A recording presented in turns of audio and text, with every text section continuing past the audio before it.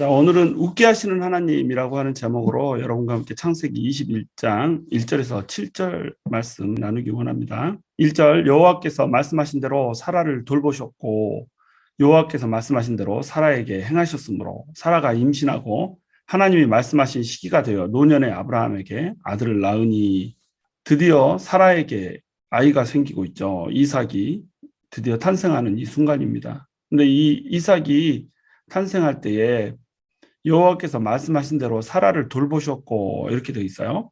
사라를 돌보셨고 할 때 이 돌보다는 단어는 파카드라고 하는 히브리어예요. 파카드라는 단어는 방문하다, 돌보다 이런 뜻을 갖고 있어요. 방문하여서 돌봐주시는 모습이 바로 파카드라고 하는 단어 하나에 들어있는 겁니다. 우리 개역개정에서는 돌보다 이렇게 번역되어 있지만 이 단어는 자주 방문하다라고 하는 단어로 또 해석되기도 하고 그래요.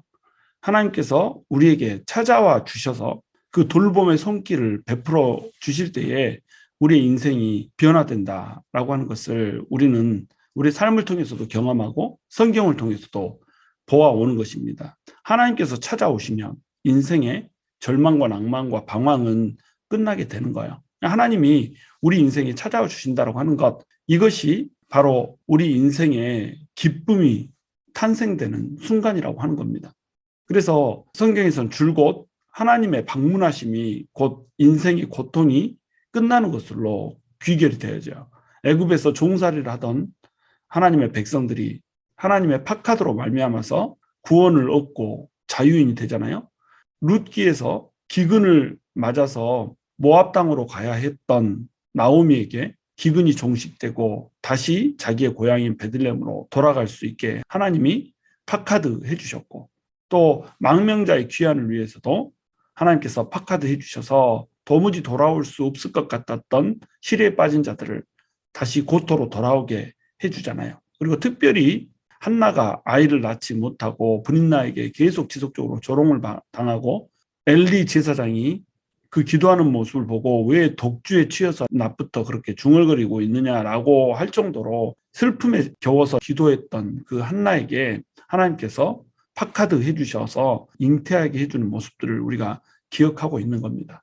하나님께서 방문하셔서 돌보시면 우리 인생의 고통이 끝나는 거예요. 하나님께서 찾아오시면 슬픔은 웃음이 바뀌는 겁니다. 그러므로 여러분, 우리 인생 가운데 슬픔이 있고 고통이 있고 어디로 가야 될지 방향을 잃어버렸고 앞이 깜깜하여서 도무지 한 치 앞도 보이지 않는다라고 한다면 이 하나님의 파카드를 기대하시기 바랍니다.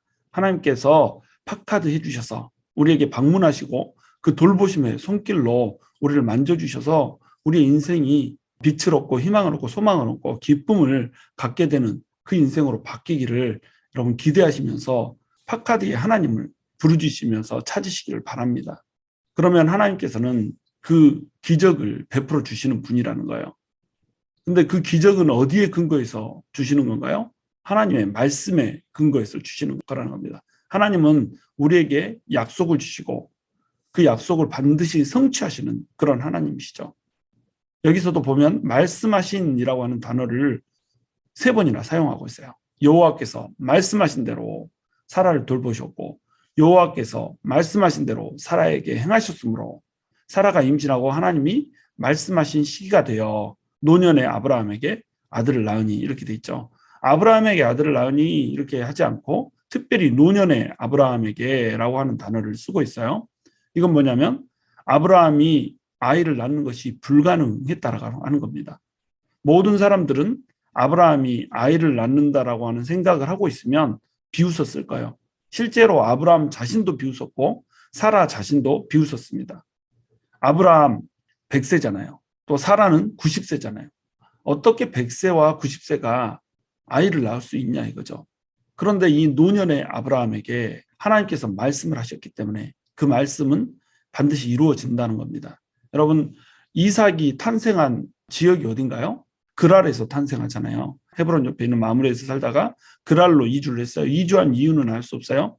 그런데 이주한 아브라함이 아비멜렉 앞에서 처절한 실패를 맛보잖아요. 아비멜렉이 혹시라도 자기를 죽일까 봐 아내 사라를 누이라고 속이잖아요.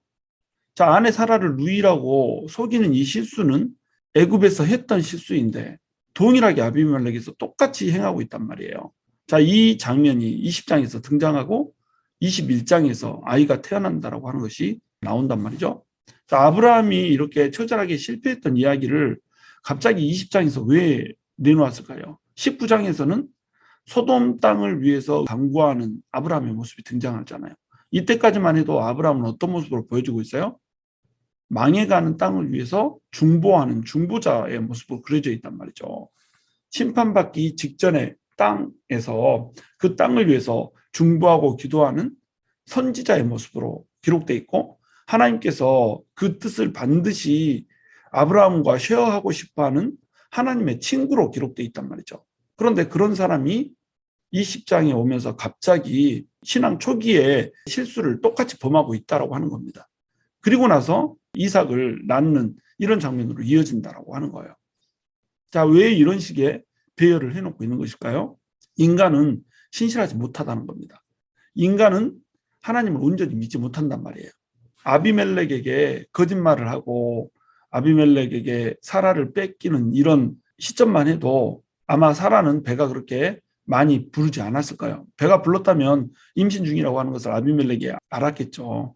태중에 임신을 하고 있었겠지만 배는 이제 부르지 않은 이런 상태였을 거란 말이죠. 자, 이 상태에서 맹년 이맘때에 다시 내가 방문할 때는 네가 이미 아이를 품에 안고 있을 것이라고 하는 이 약속이 가물가물한 겁니다.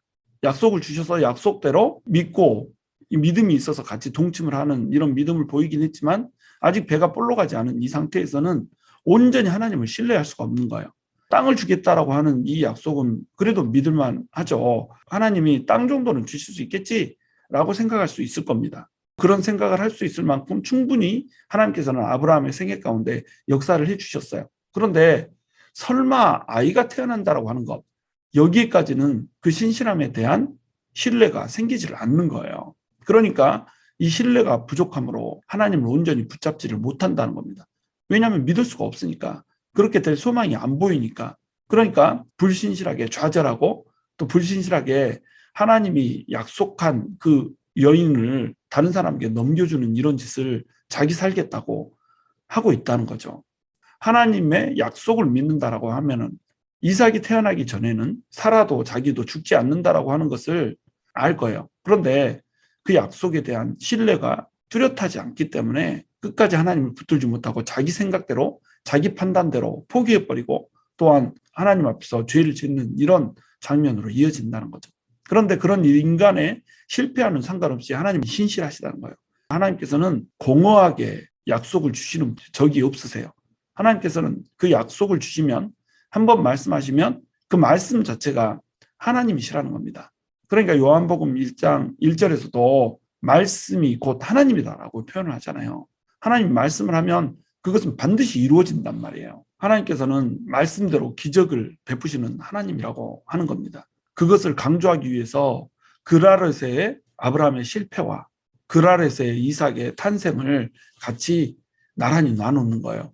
아브라함이 실패해야 되는 이유, 인간의 실패 속에서도 하나님께서는 신실하게 일하신다라고 하는 것을 창세기 기자는 말을 하고 싶었던 거죠. 그렇지 않았다면 우리 믿음의 조상인데 아브라함의 실패담을 여기다 굳이 20장에다 기록해 놓을 필요가 있겠어요? 굳이 그 이야기를 거기다가 삽입해 놓은 이유, 그 이유는 뭐냐면 인간의 실패 속에서도 하나님은 신실하게 하나님의 약속을 이행하면서 인간에게 기쁨을 주시고 인간의 좌절을 인간의 소망과 웃음으로 전환시키는 분이시다라고 하는 것을 말씀해 주고 싶으신 겁니다. 그러므로 하나님이 이 신실함으로 우리 인생을 돌보고 계시고 방문하기를 원하신다는 이 생각을 갖고 우리는 끝까지 하나님을 신뢰해야 된다는 거예요. 여러분, 도무지 일어날 것 같지 않은 일 있잖아요. 이런 일을 하나님께서 일하실 거라고 믿는 것, 이것이 진짜 믿음인 거예요. 도무지 앞이 보이지 않고 소망이 보이지 않는데 이 상황에서 뚫어야 이것이 진짜 믿음인 겁니다. 많은 사람들이 이걸 하지 못해요. 많은 사람들이 뭔가 가능성이 있다라고 생각되는 거, 이것에 시나리오를 써놓고 하나님이 이렇게 해주실 수 있겠지라고 생각하면서 기도를 한단 말이죠. 그런데 이 일이 전부 다 이루어지지 않아버려요. 소망이 다 끊어져 버렸어요. 도무지 될 법하지 않아요. 이때도 하나님을 붙드는 사람, 이 사람은 찾아보기가 힘든 겁니다. 이때가 되면 좌절하고 낭망해 버린다는 거예요. 그래서 기도의 끈을 놔버리고 하나님에 대한 열망의 끈을 놓쳐버린단 말이죠. 좌절하고 넘어져서 쓰러져 있는다는 겁니다. 그런데 하나님은 어떻게 하신다는 거예요? 인간의 실패와 상관없이, 인간의 좌절과 상관없이, 인간의 불신과 상관없이 그냥 찾아와 버리시는 거예요. 하나님이 찾아오셔서 말씀하셨기 때문에 이뤄 버리신다는 겁니다. 사람이 여기서 할 수 있는 것이 있나요? 아무것도 없죠. 사람이 할 수 있는 거라고 하는 것은 뭐예요? 그냥 하나님이 찾아오셔서 하나님이 말씀하신 대로 이루신 것을 보는 겁니다. 아브라함이 하나님 나 찾아와서 나에게 언약 주세요 이랬나요? 그냥 우상 숭배하면서 살아가고 있었어요. 어느 날 갑자기 하나님께서 찾아오셔서 말씀하세요. 내가 너에게 땅을 주고 민족도 줄게. 내 나라를 너를 통해서 세울게. 어느 날 갑자기 말씀하세요. 그리고 이 말씀을 아브라함이 믿고 알지 못하는 땅을 향해서 갔지만 이 아브라함이 신실하게 사나요? 그 음성을 따라서 가나안 땅으로 이전하는 것, 요거까지만 아브라함이 한 거예요. 가뭄이 오면 애굽으로 가버리고 애가 생기지 않을 것 같으니까 자기 종을 양자로 받아서 상속을 시키겠다는 둥 이런 말을 하고 또 자기 아내인 사라를 팔아버리고 계속 인생이 부침을 가지면서 이렇게 믿음 없이 간다라고 하는 겁니다. 그런데 하나님께서는 어떻게 하세요? 아브라함이 그러거나 말거나 오셔서 말씀하신 바를 그냥 성취하고 이뤄버리신단 말이죠. 그게 우리 하나님이라는 거예요. 우리의 믿음 좋음, 우리의 착한 행실 이것 때문에 하나님이 일하시는 것이 아니고 하나님께서 계획을 세우시고 뜻을 세우시고 말씀하셨으니까 하나님께서 그 일을 이뤄버리신단 말이에요. 우리는 잠잠히 있어서 하나님이 하시는 일을 보면 되는 겁니다. 그러면 우리는 우리 편에서 할 수 있는 것은 무엇일까요? 이런 일들을 하나님께서 하나씩 행해 줄 때마다 우리 마음속에 뭐가 쌓여야 된다는 거예요? 바로 신뢰가 쌓여야 된다는 겁니다. 하나님께서는 우리에게 바라는 게 이거예요. 한 발짝 동행해 주면서 하나님에 대한 신뢰가 하나씩 깊어지는 것, 이걸 하나님이 원하신다는 거죠.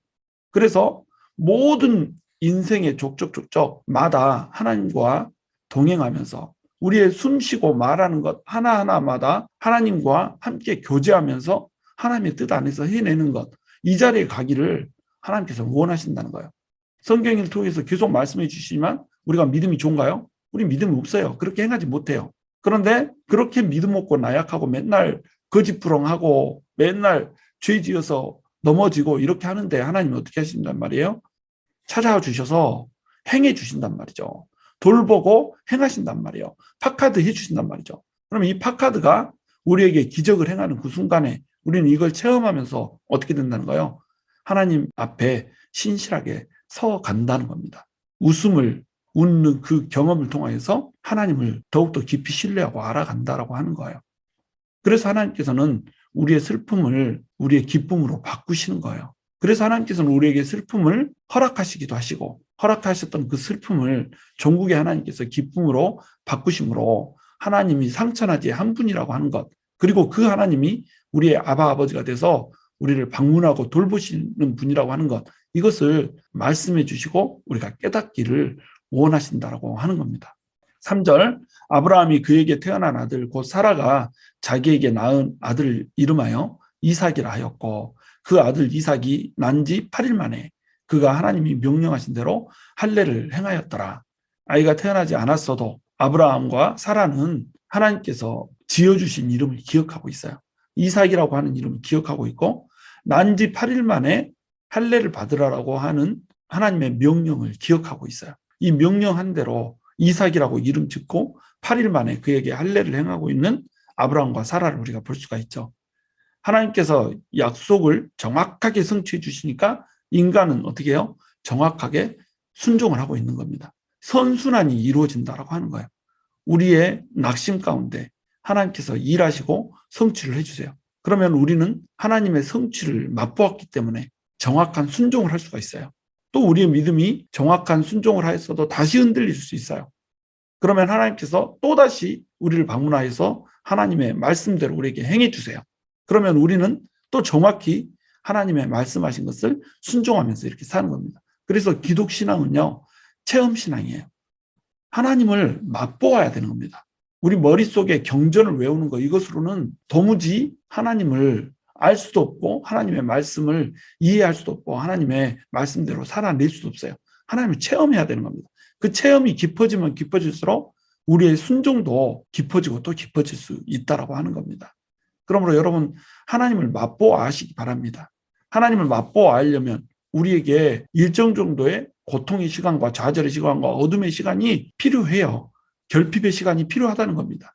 이것을 넘어섬으로 말미암아서 하나님께서 우리 가운데 은혜를 베푸시고 우리와 함께 일하시는 분이시라고 하는 것, 이것을 우리는 깨달아가는 거예요. 이것이 우리에게 고통이 주어지는 이유라는 겁니다. 여러분 고통은 유익한 거예요. 고통은 변장된 하나님의 축복인 겁니다. 이 고통을 통하여서 우리는 하나님을 찾게 되고 이 고통이 해결되는 그 인생의 체험을 통하여서 우리는 하나님의 신실하심과 기적을 행하시는 그 하나님의 능력을 맛보아서 알게 되는 자리에 서게 되는 거예요. 우리의 인생의 목적이 뭐예요? 바로 하나님을 아는 겁니다. 하나님과 교제하는 것이고 하나님을 신뢰하는 것이에요. 전적으로 하나님께 의지하고 전적으로 하나님만을 신뢰하면서 하나님을 친구처럼 대면하여 보며 동행하는 것, 이것이 우리 인생의 목적이란 말이죠. 그리고 인생이 끝났을 때 영원한 나라에 들어가서 이 땅에서 있었던 하나님과의 동행을 추억하며 하나님과 함께 영원토록 행복하게 사는 이 해피엔딩이 우리에게 펼쳐져 있는 거잖아요. 5절, 아브라함이 그의 아들 이삭이 그에게 태어날 때에 100세라. 자, 아브라함이 100세였다라고 하는 것을 다시 한번 강조를 해주고 있는 모습을 볼 수가 있죠. 아브라함은 100세, 사라는 90세. 도무지 웃음을 기대할 수 없는 상황입니다. 이삭이 태어난다라고 약속을 주셨지만 이삭이 태어날 수 있을 거라고 그 누구도 기대할 수 없는 나이, 이 나이에 이삭을 주셨다는 거예요. 하나님은 기적을 행하시는 분이시고 큰 일을 행하시는 분이시고 새 길을 여시는 분이시고 광야에 강물이 흐르게 하시는 분, 그분이 바로 하나님이라고 하는 것을 100세라고 하는 이 나이 한 단어로 표현을 해내고 있는 겁니다.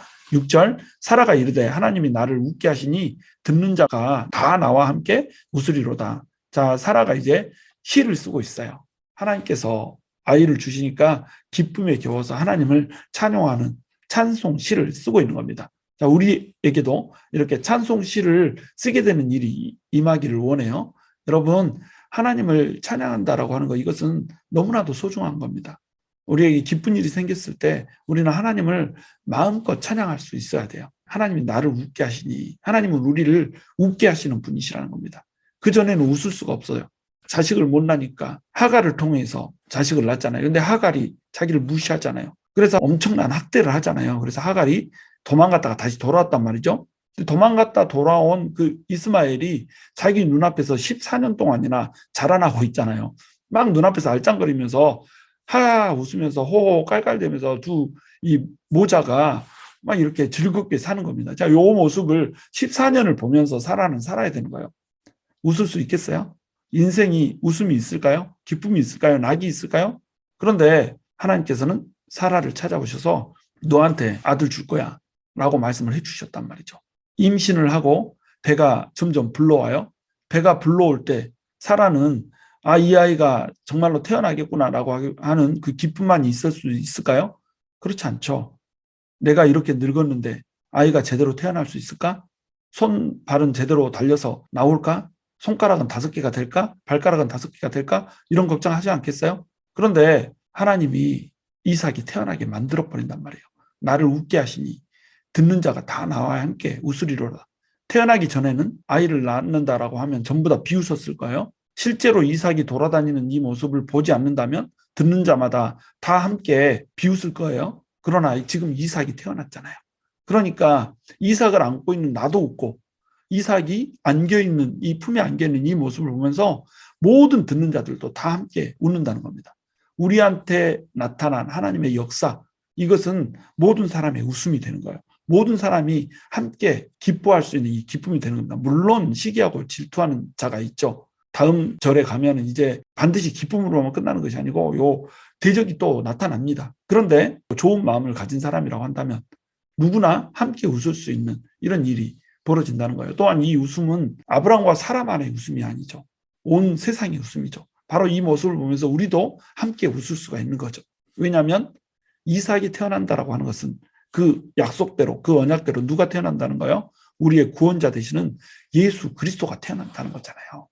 예수 그리스도가 태어나는 언약의 시가 지금 펼쳐지고 있는 겁니다. 아브라함의 입장에서는 이 아들 하나를 낳음으로 말미암아서 앞으로 민족이 생길 거라고 하는 기대감을 낳게 하는 것이고, 또 이 민족을 통해서 모든 민족들이 복을 받게 될 그 씨앗이 나오게 된다라고 하는 전조가 되는 거예요. 그러니까 웃을 수밖에 없죠. 모든 사람의 웃음이고 온 세상의 웃음이라는 겁니다.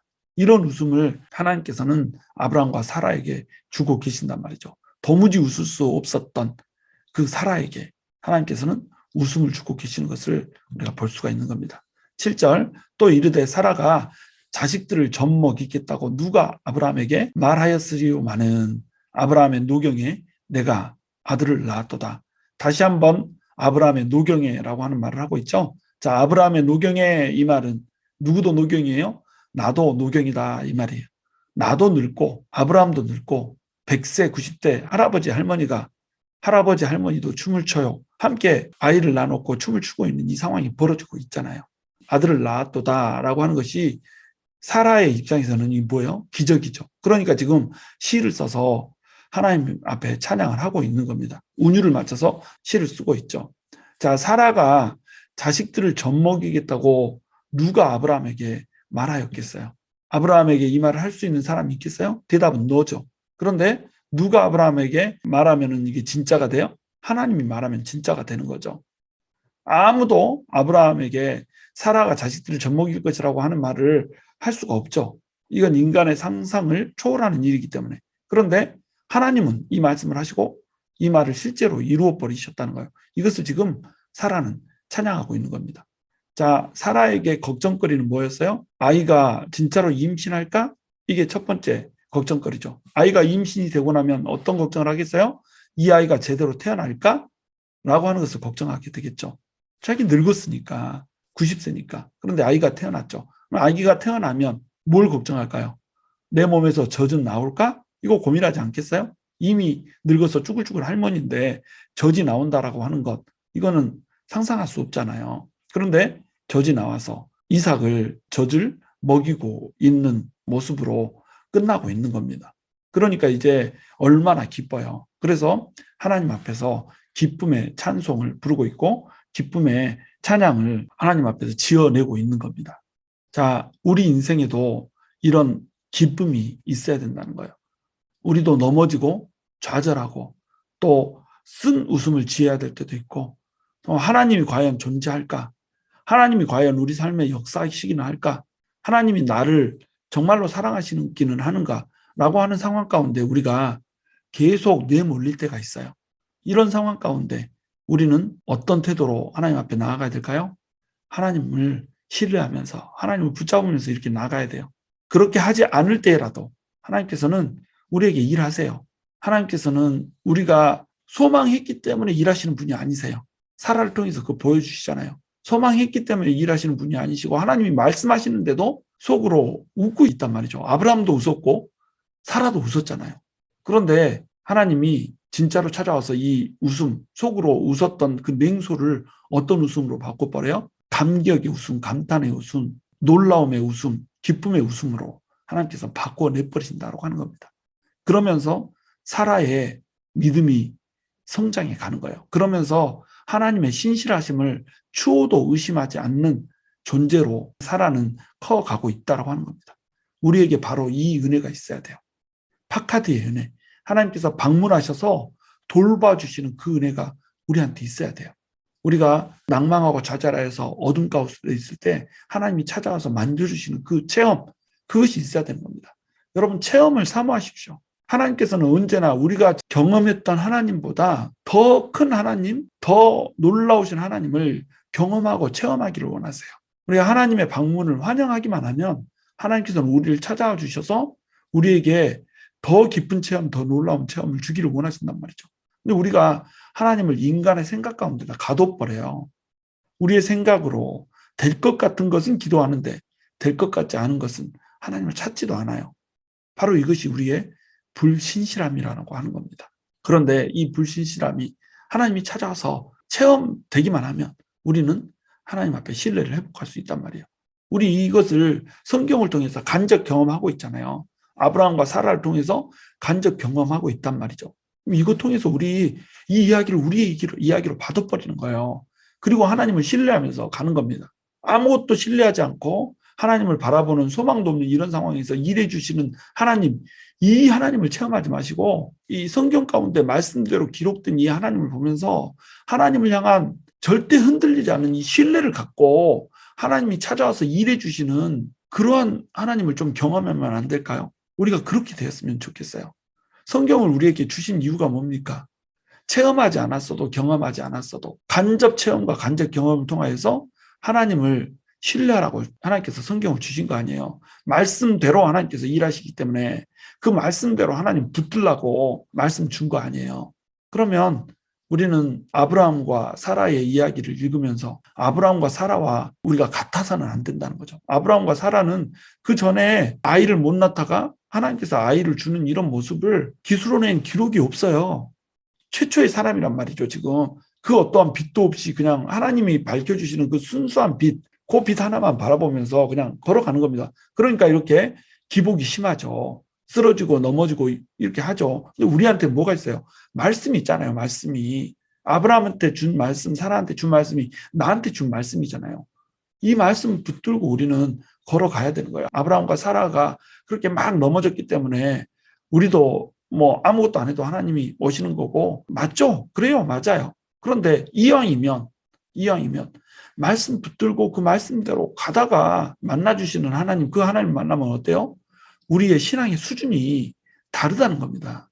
베이비 같은 신앙, 아무것도 안 하고 있다가 그냥 똥기저귀 갈아주면 그냥 아우 시원하다 하고, 아무것도 안 하다가 젖 물려주면 그냥 아우 배부르다 이렇게 하는 이 신앙 말고 정말로 하나님과 함께 꿈꾸고 하나님과 앞에 하나님의 비전을 품고 나아가면서 하나님과 손잡고 동행하며 하나님의 일을 이루는 이런 사람으로 걸어가면서 일하시는 하나님의 능력을 경험한다고 생각해 보세요. 얼마나 멋져요. 이러라고 아브라함과 사라 이야기 우리에게 주는 거 아닌가요? 이러라고 사라가 아기 태어나고 이 아기 태어나는 이삭이 태어나는 이 기쁨이 우리의 기쁨 되는 거 아닌가요? 이삭이라고 하는 이름 뜻이 웃음인데 이삭이 우리에게도 이삭이 돼야죠. 사라의 이삭이 아니라 나의 이삭이 돼야 되는 겁니다. 우리의 이삭이 돼야 되는 거예요. 우리의 웃음이 돼야 되는 거예요. 이걸 체험하면 우리는 어떻게 돼요? 이삭이 태어난 이후에 아브라함과 사라처럼 우리는 하나님을 신뢰하면서 갈 수가 있다고 하는 겁니다. 말씀에 나온 체험이 나의 체험이 되기를 원합니다.